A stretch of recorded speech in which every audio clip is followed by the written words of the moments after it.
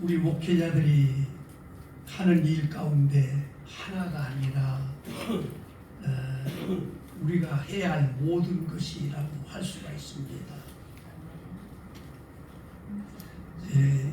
기도로 깨어 일어나고, 기도로 숨쉬고, 기도로 식사하고, 기도로 감사하고, 기도로 일하고, 기도로 사랑하고, 그리고 우리가 주어진 목회의 숙제를 기도로 감당하고, 그리고 기도로 전도하고.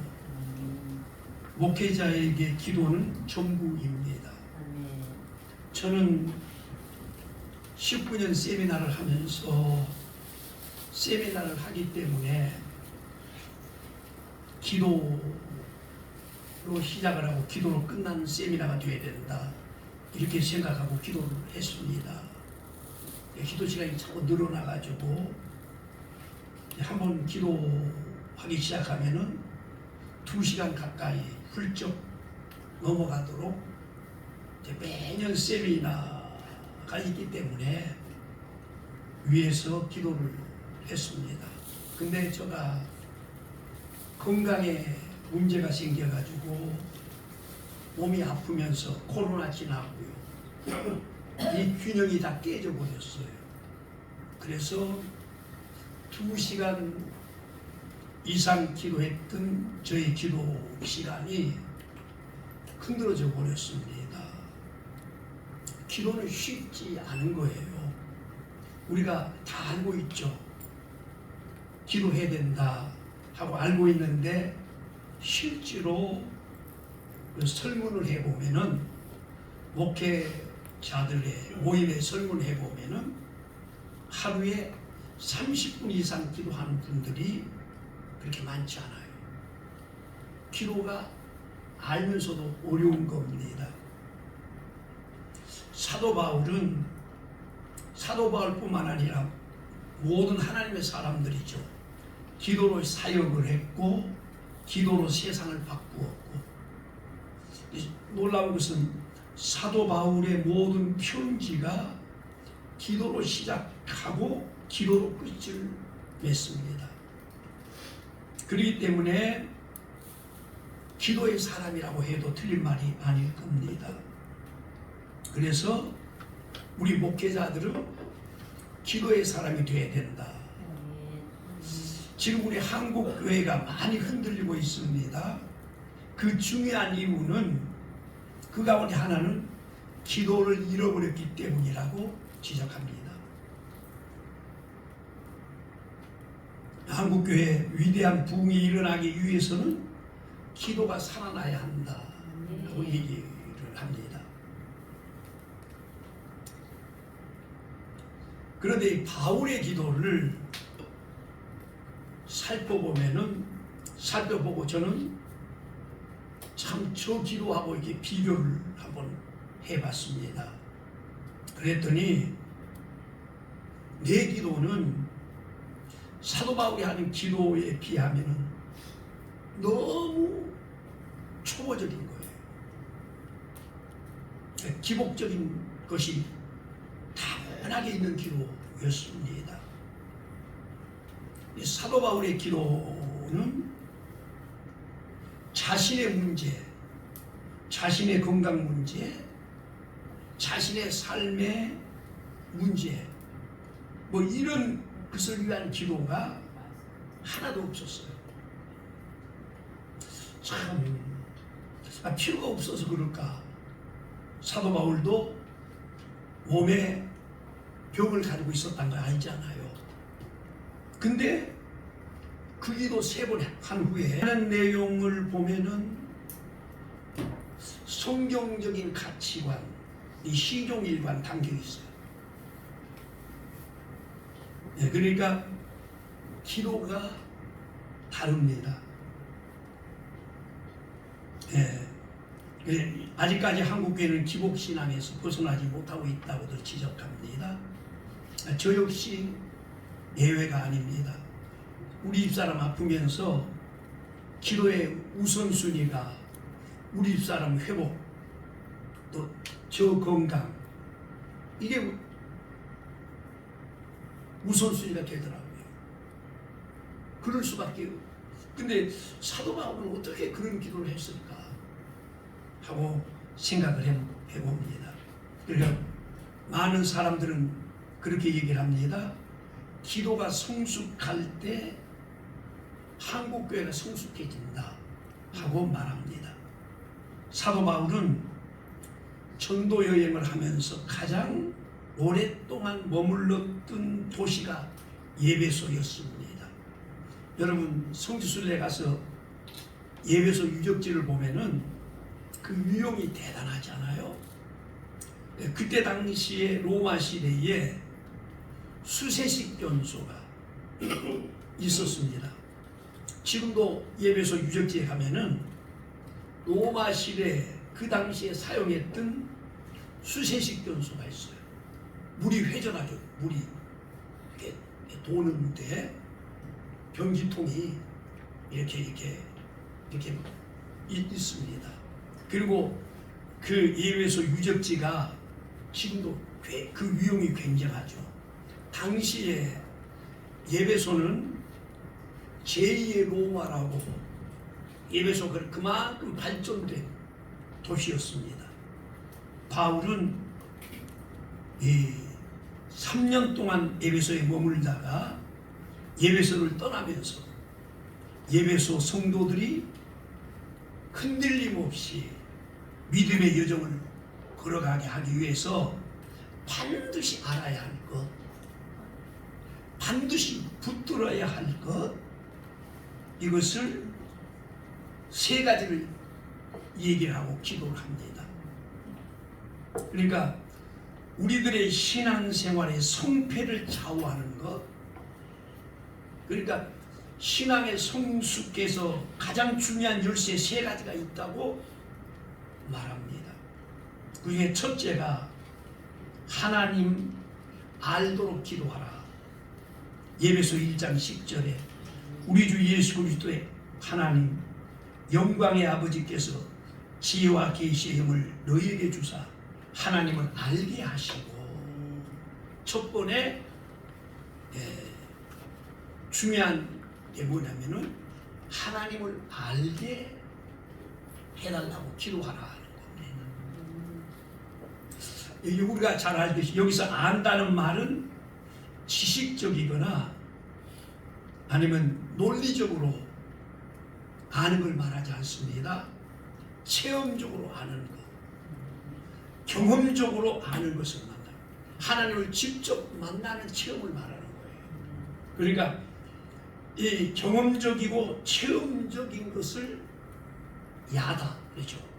그러니까 그렇게 하나님을 알아야 된다 하는 겁니다. 그래서 히브리어 안다는 단어 야다는 언제나 경험적이고 체험적으로 관계를 맺는 것을 의미합니다. 머리로만 지식으로만 안다는 것은 아무 의미가 없어요. 그것을 안다고 말하지 않습니다.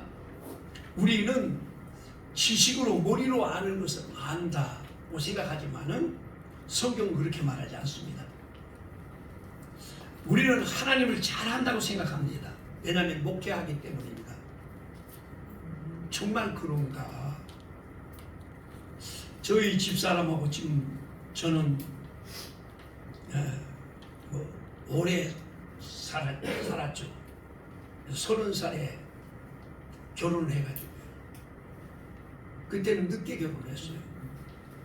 지금까지 40년 이상을 함께 살아옵니다. 결혼하기 전에도 서로 아는 사이였어요. 한 교회에 있었기 때문에 아는 사이였어요. 그 다 안다고 생각할 수가 있죠. 그런데 다 알지 못합니다. 지금 그렇게 살아도요, 아직 우리 집 사람을 다 안다고 말할 수가 없어요. 바울은 하나님을 알게 해달라고 기도하라고 합니다. 그러니까 하나님을 직접적이고 경험적으로 체험적으로 깊이 알아가게 해달라고 기도를 합니다. 이게 굉장히 중요하다고 얘기를 해요. 그런데 여기서 중요한 게 뭐니? 우리가 알아야 할 하나님은 어떤 하나님이신가? 어떤 하나님을 알아야 하는가 하는 거예요. 막연한 하나님이 아니라 우리 주 예수 그리스도의 하나님을 알게 된다는 거예요. 그러니까 예수 그리스도의 하나님, 예수 그리스도의 아버지이신 그 하나님을 알게 해달라. 그 하나님은 영광의 아버지시다 하는 겁니다. 그러니까 예수 그리스도가 없는 하나님, 유대인들은 지금 유대교를 어떠죠? 예수 그리스도가 없는 하나님을 믿잖아요. 예, 그런데 예수 그리스도의 하나님을, 그 영광의 아버지를 더 깊이 알게 해달라고 기도하라고 합니다. 여러분, 제가 질문하겠습니다. 목회하면서 하나님을 깊이 알게 해달라는 기도 해보셨습니까? 하나님을 더 깊이 알게 해달라는 기도를 저는 이 말씀에 부딪히면서 그런 기도를 안 했다는 걸 발견했습니다. 하나님을 깊이 알게 해달라는 기도를 해야 된다는 거예요. 아멘.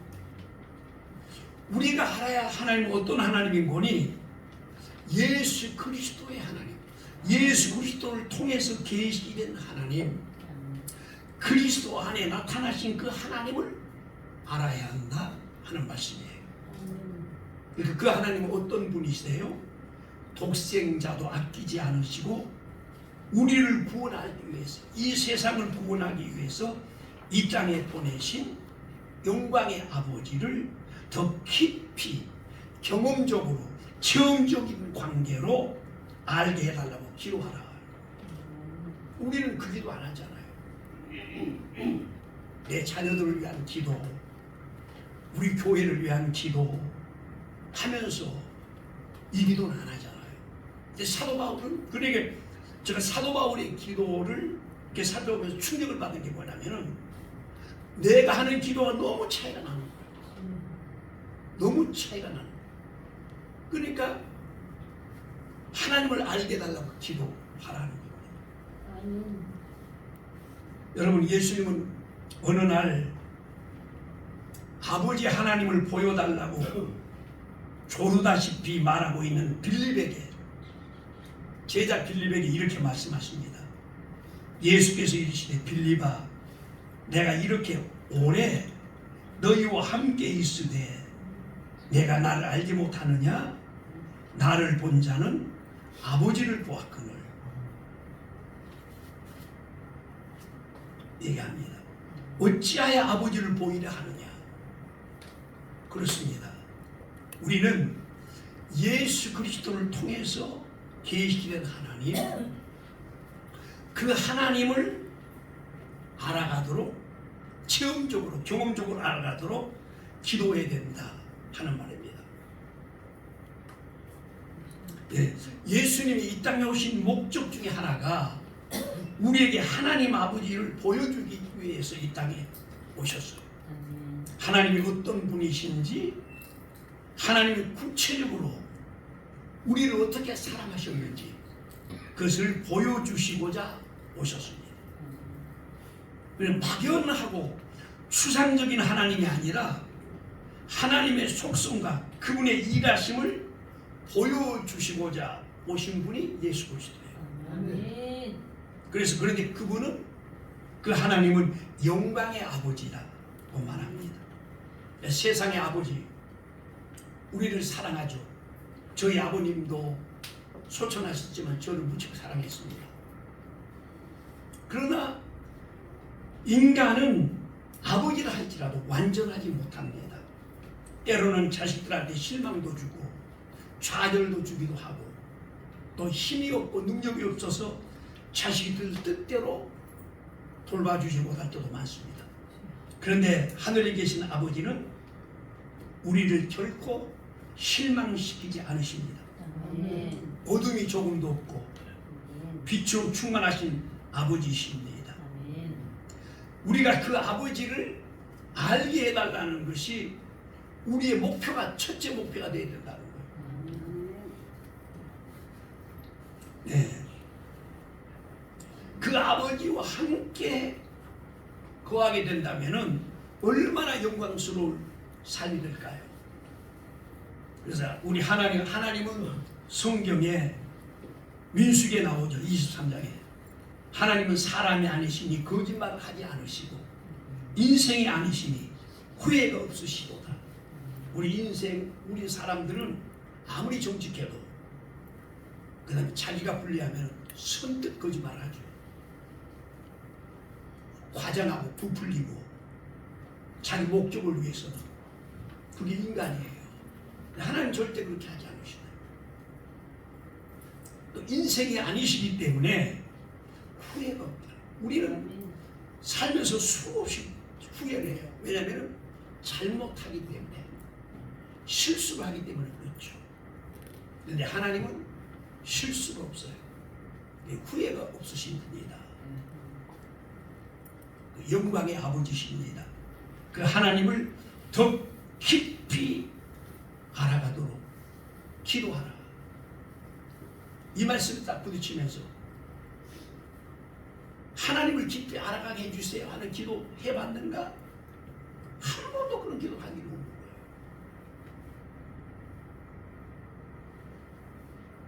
여러분, 하나님을 불가지론이라고 그러죠.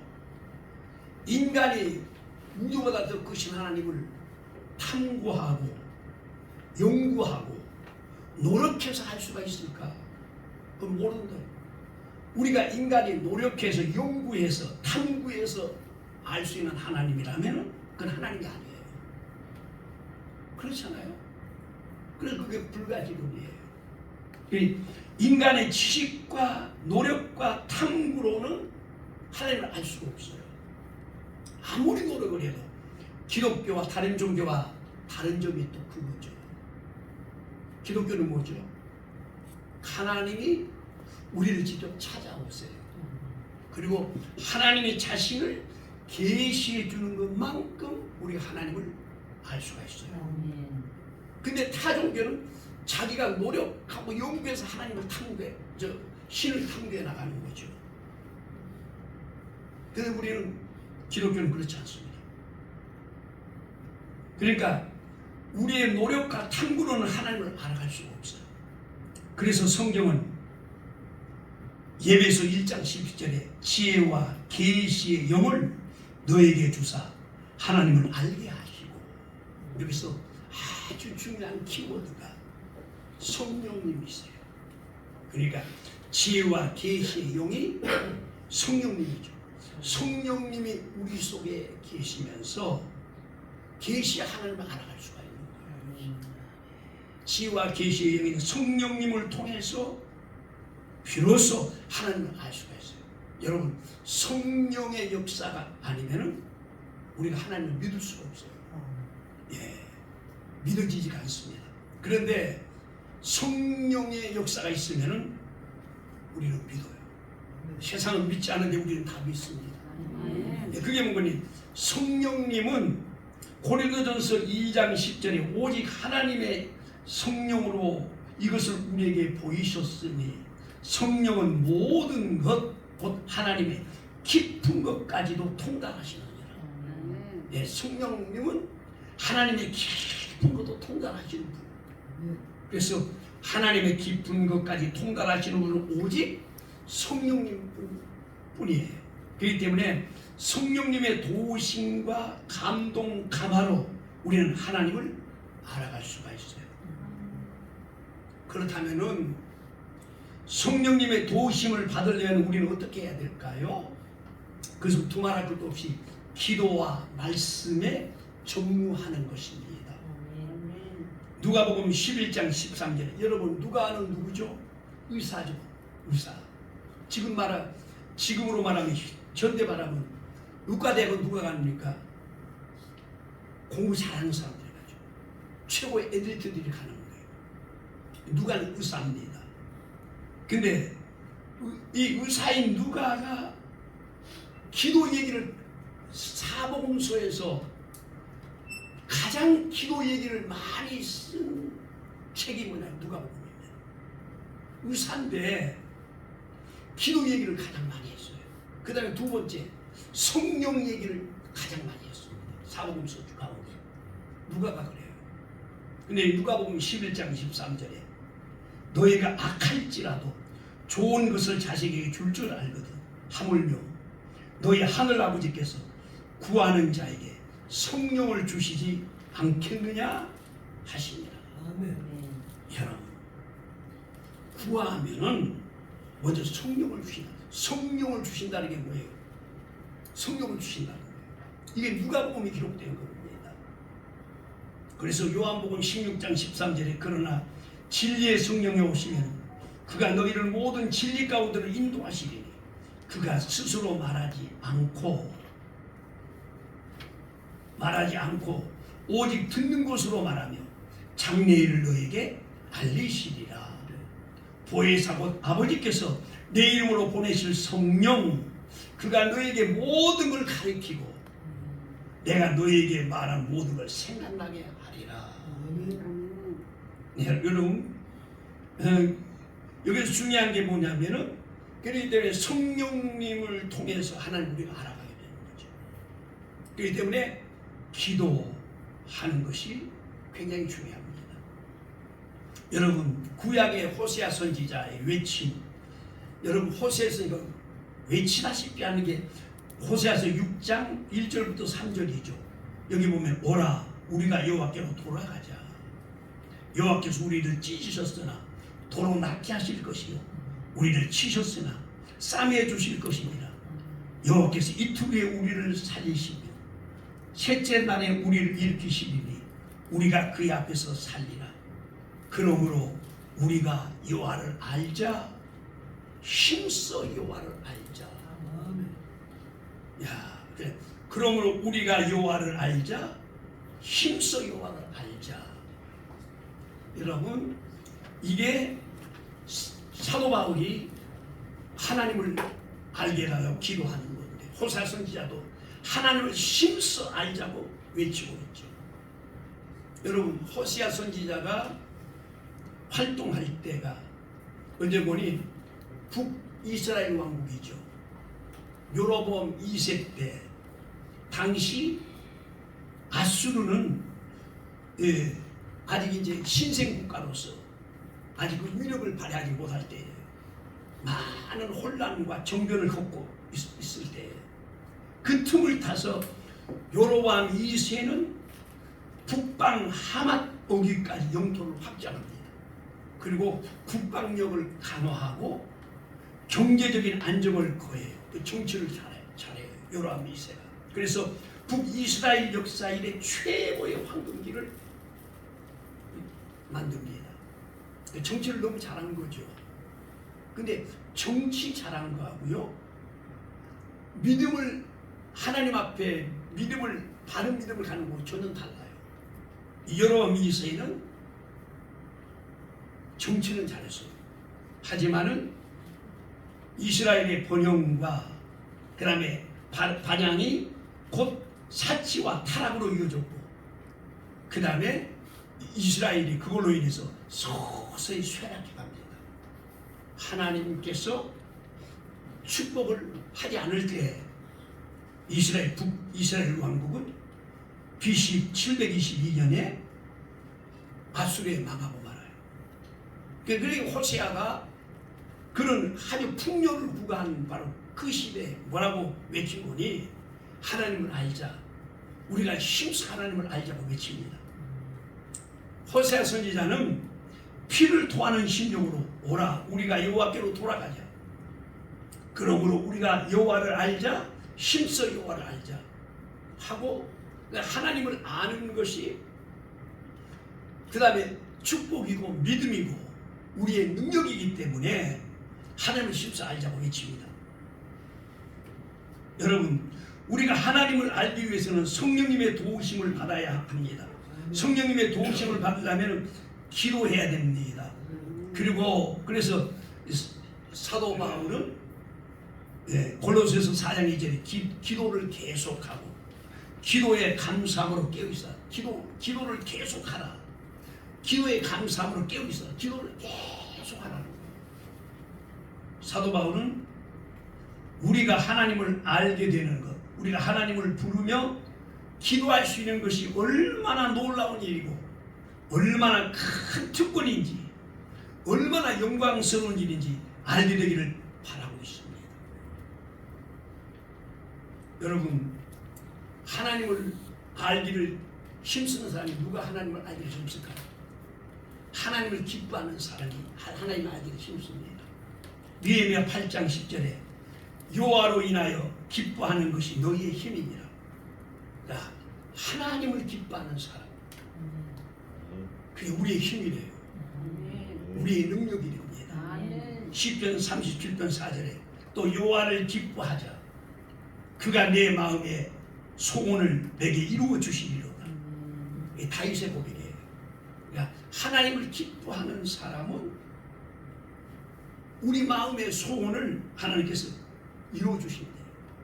우리가 우리 마음의 소원이 무엇이든지 그걸 하나님이 이루어 주신다고 말씀을 하십니다. 그러면서 하나님을 기뻐하는 사람이 하나님을 더 깊이 알아가려고 해요. 여러분, 하나님께서 우리를 초청하시죠. 이사야 41장 1절에 성들아 내 앞에 잠잠하라. 민족들아 힘을 세우게 하라. 가까이 나오라. 하나님 항상 가까이 오라. 친밀하게 사귐을 원하세요. 하나님 자신을 알아가기를 원하세요. 그래서 우리가 하나님을 알아가는 걸 기뻐하세요. 그래서 그 하나님을 알아가기에 힘쓰는 사람들에게 하나님께서는 힘이 되어주시고 능력이 되어주시고 그래서 하나님을 깊게 알아가기를 기뻐하는 사람이 되어야 된다 하는 겁니다. 그 다음에 시편 37편 28절에 하나님께 가까이함이 내게 복이라. 내가 주 여호와를 나의 피난처로 삼아 주의 모든 행적을 다 전파하리이다. 그러니까 하나님을 가까이 하는 게 내 복이다. 그러니까 하나님도 우리를 가까이 하도록 초청을 하세요. 여러분, 이사야 55장 6절에 너희는 여호와를 만날 때 찾으라. 가까이 계실 때 부르라. 이게 무슨 뜻입니까? 하나님을 만날 때 찾고 가까이 계실 때, 그는 하나님은 멀리 계실 때는 하나님을 암만 불러도 하나님 못 들으신다는 말입니까? 이게 무슨 뜻입니까? 하나님을 만날 때 가까이 계실 때가 언제입니까?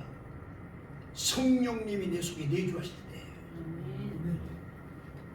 그게 하나님을 만날 때입니다. 성령님께서 나와 함께 계실 때, 성령님이 내주하실 때입니다. 우리는 성령님의 도움을 받아서 하나님을 알아갈 수 있어요. 그래서 하나님을 알자, 힘써 하나님을 알자.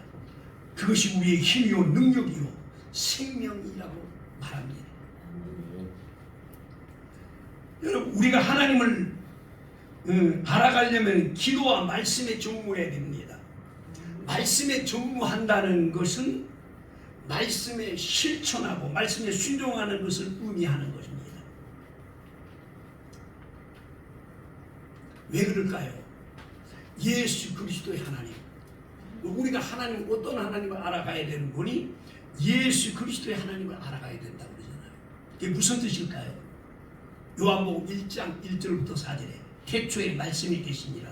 이 말씀이 하나님과 함께 계셨으니 이 말씀이 곧 하나님이시라. 그가 태초에 하나님과 함께 계셨고 만물이 그로 말미암아 지은 바 되었으니 지은 것이 하나도 그가 없이는 된 것이 없느니라. 그 안에 생명이 있었으니 이 생명은 사람의 빛이라. 여러분, 여기에서 말씀이 로고스죠. 그러니까 말씀이 육신이 되어서 이 땅에 오신 분이 예수 그리스도예요. 그 말씀으로 우주 만물을 다 창조하셨어요. 그래 태초에 계신 말씀, 그 말씀이 로고스인데 그 말씀이 육신에 이 땅에 오신 분이 예수 그리스도예요. 그 말씀으로 우주 만물이 창조되었습니다. 그러므로 하나님을 경험하고 하나님을 체험적으로 알아가려면 말씀에 순종해 봐야 하나님이 어떤 분인가를 체험할 수가 있습니다. 여러분, 사르밧 과부 얘기를 우리가 잘 압니다. 사르밧 과부보다 더 가난한 사람이 있을까요? 없습니다. 우리나라는 지금 다 잘 삽니다. 옛날에 60년대, 50년대는 사르밧 과부같이 가난한 사람 손들어가면 있을 수가 있어요. 요새는 없습니다. 사르밧 과부보다 더 가난한 사람이 있을까요? 그런데 사르밧 엘리야가 사르밧 과부에게 먼저 그 한 끼도 안 되는 양식을 가지고 빵을 만들어서 떡을 만들어서 나한테 먼저 가져오고 그리고 물을 나한테 먼저 가져오라 했습니다. 여러분 그걸 읽었죠? 다 알고 있어요. 근데 그게 설교합니다. 그리고 끝이잖아요. 그대로 순종해 보셨습니까? 여러분 그대로 순종해 봐야 하나님이 어떤 분이시고 하나님이 아무리 기근해도 우리를 공급하시고 채우시는 걸 경험할 수가 있어요. 그게 하나님 성경 말씀은 과거의 얘기로서 과거의 얘기로 끝나는 게 아니거든요. 지금도 동일하게 똑같이 역사를 하거든요. 먼저 우선순위가 아무리 가난해도 아무리 없어도 우선순위가 내가 아니라 상대방 다른 사람을 먼저 배려하고 다른 사람을 먼저 돕고 주는 것이 내 삶으로 바뀌어줘야만 되는 거죠. 근데 우리는 설교를 하면서 실제로 안 그러잖아요. 교회가 커지면 선교하겠다. 교회가 커지면 돕겠다. 우선 자기 삶이 바쁘잖아요. 그걸 그렇게 안 하잖아요. 그런데 그걸 순종해 봐야 하나님이 어떤 분이시고 얼마나 진실하신 분이고 얼마나 채우시가를 알 수가 있는 거예요. 제가 늘 얘기했듯이 세미나 할 때 그 다음에 식사 처음에 매식하다가 식사 나 무료 한 게 언제였는거니 제가 오병이의 기적 그것을 설교하기 위해서 말씀을 정리하다가 거기서 저한테 부딪힌 게 뭐냐면은 너희가 먹을 걸 줘라 했을 때 그때 먹을 걸 줘라고 했을 때 그 말씀이 저한테 비수처럼 꽂혔습니다. 그러면서 막 마음이 뜨거워지고 감동이 되는 거예요. 아, 나한테 하신 말씀이구나 하고는 세미나 식사도 무료입니다 하고 선포를 했습니다. 그랬는데 식사 대금이 제일 많이 들어가죠. 근데도 그 후로부터 지금까지 지금 19회째 한 번도 모자라지 않게 하나님 채워주셨죠. 그리고 매년 그 다음에를 준비하게끔 돈이 남았어요. 그걸 제가 경험하지 않은 그 말씀에 순종하지 않았더라면은 그 말씀에 순종하면서 하나님이 어떤 분인가를 체험하게 된 거예요. 하나님은 어떤 분인가? 하나님의 신실하심. 이 말씀은 지금도 살아서 동일하게 역사하시는 말씀인 것을 경험하고 체험할 수가 있었죠. 아멘. 그렇지 않으면 지식적으로만 알고 체험 못하는 거예요. 여러분 누가복음 6장 38절에 주라 그리하면 너에게 줄 것이니 곧 후일되어 누르고 흔들어 넘치도록 하여 너에게 안겨주리라. 너희가 헤아리는 그 헤아림으로 너희를 헤아림을 돌아받을 것이니라. 이 말씀 해도요 아만 해도 안 하잖아요. 안 합니다. 안 하니까 이 말씀이 어떤 말씀이고 하나님이 어떤 분을 체험 못하는 거예요. 여러분 참 무모하 세상 사람들 생각하면 무모하고 도대체 저렇게 무모할 수가 있나. 아니 제가 개척을 해놓고 성도 한 세대 30평대를 2층에서 개척을 해놓고요. 그때 처음으로 7교회를 돕겠다고 목표를 딱 정한 거예요. 7교회를 돕겠다. 한 교회도 아니고 7교회를. 말이 돼요? 집세는 누가 물고요? 전기세는 누가 물고? 그게 안 되잖아요. 말이 안 되잖아요. 근데 말이 안 되는 게 말이 되는 거예요. 참 놀랍습니다. 그러니까 말씀대로 안 하니까 우리가 항상 문제인 거예요. 말씀대로 안 하고 말씀이 설교만 하지 자기가 실천 안 하잖아. 자기가 실천 안 하니까 아무 의미가 없는 거예요. 거기서 하나님을 경험해야 되는데 못 경험하는 거죠. 하나님을 경험하면요 통이 커집니다. 그리고 달라져요. 놀라요. 근데 안 합니다. 아브라함이 이삭을 번제로 드리라 할 때 순종 안 해봤으면요, 순종해가지고 얻은 축복이 얼마나 많아요? 여호와 이래, 여호와가 미리 준비하신다는 걸, 여호와는 어떤 하나님인가 그걸 경험하게 되잖아요. 경험, 말로만 하는 거하고 그건 달라요. 네? 그렇게 경험하게 된 거예요. 근데 우리는 성경 말씀을 그냥 설교 대상으로만 삼지 그걸 내가 실천하고 그대로 하겠다는 걸로 생각하지 안 하잖아요. 그러니까 성경 말씀 모두가 내가 그대로 실천하는 말씀이라고 알고 받아야 되는데 그렇게 하지 않잖아요. 그러니까 하나님이 어떤 분인가를 우리가 못 알아가는 거예요. 하나님이 어떤 분인가. 지금 이번에도 느헤미야 성교회 40명 와서 훈련시킬 때 한 5천만 원 이상 들어갔습니다. 근데 돈 모자라지 않았습니다. 지금까지 계속 그렇게 했어요. 그 돈 다 어디서 나느냐? 아무도 계산 못하죠. 근데 하나님 주세요. 하나님 주십니다. 아니 그게 한 번도 아니고 한 번 어쩌다가 그런 것 같지만은 그게 지금 1년, 2년, 3년, 4년, 10년, 15년 한 번도 하나님이 모자라지 않게 채우세요.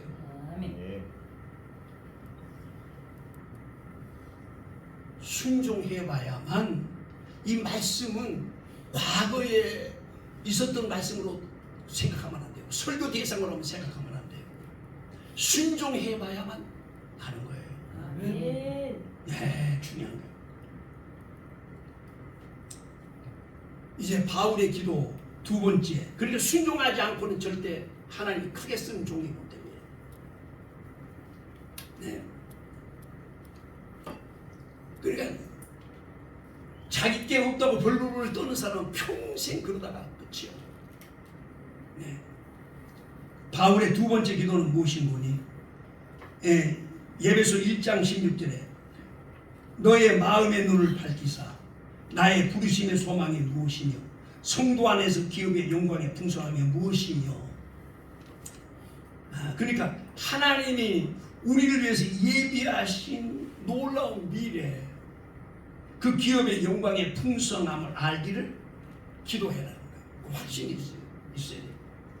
천국에 대한 확신이 확신해야만 흔들리지 않습니다. 나이가 들면 몸이 아파요. 그리고 절망적일 때가 많이 옵니다. 오늘 내가 세상을 떠나도 편안한 마음으로 할렐루야 할 수 있을까요? 여러분, 그 확신이 없으면은 목회자가 초라해집니다. 흔들려요. 흔들립니다. 그래서 그걸 위해서 기도하라는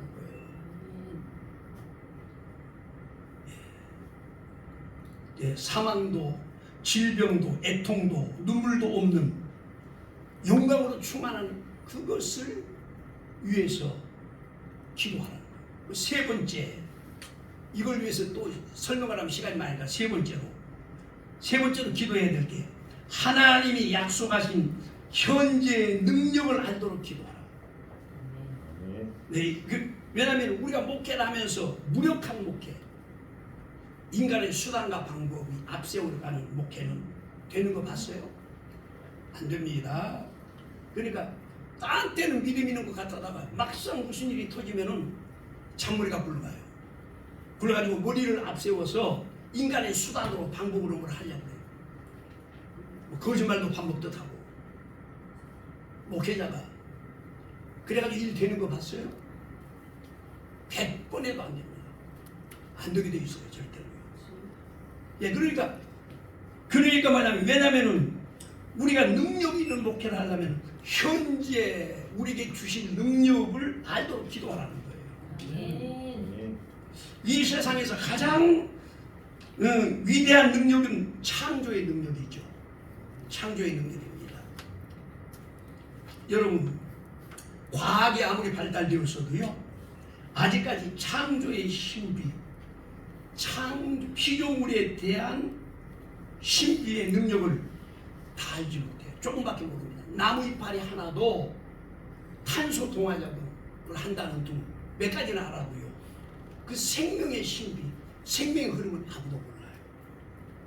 그만큼 창조의 능력은 위대합니다. 굉장한 능력이에요. 무에서 유를 창조한 능력이잖아요. 근데 사도 바울은 그보다 더 위대한 능력이 있다고 말합니다. 그것이 부활의 능력이라는 거예요. 죽음의 권세를, 사망의 권세를 집어삼키는, 깨뜨리는 부활의 능력이, 그 부활의 능력을 알리기를 기도한다. 여러분, 우리가 목회자로서 기도할 때 하나님 나에게 부활의 능력을 알도록 인도해 주세요 하고 그런 기도 해봤습니까? 그 사도 바울은 그 기도를 끊임없이 했대요. 그러니까 능력 있는 목회를 하는 거예요. 능력 있는 목회를. 우리는 그 기도 안 하죠. 기도하는 자에게 주시지 하나님이. 기도하지 않으면 안 주시잖아요. 그러니까 그 기도를 했다는 거예요. 여러분, 이 세상의 모든 것들은 결국 죽음에게 다 삼켜지는 거예요. 그런데 부활은 죽음을 삼킵니다. 그렇기 때문에 부활의 능력을 알게 해달라는 기도를 해라는 거예요. 왜냐하면 무력한 목회, 무기력한 목회에서 벗어나기 위해서요. 우리가 알고 있는 하나님, 우리 너무 내가 경험한 하나님이 적잖아요. 하나님을 많이 경험해봐야만 폭이 넓어지는데, 하나님을 순종 안 했기 때문에 하나님을 제대로 경험하지 못했어요. 이론으로만 알아. 그러니까 목회가 무력한 목회가 되는 거예요.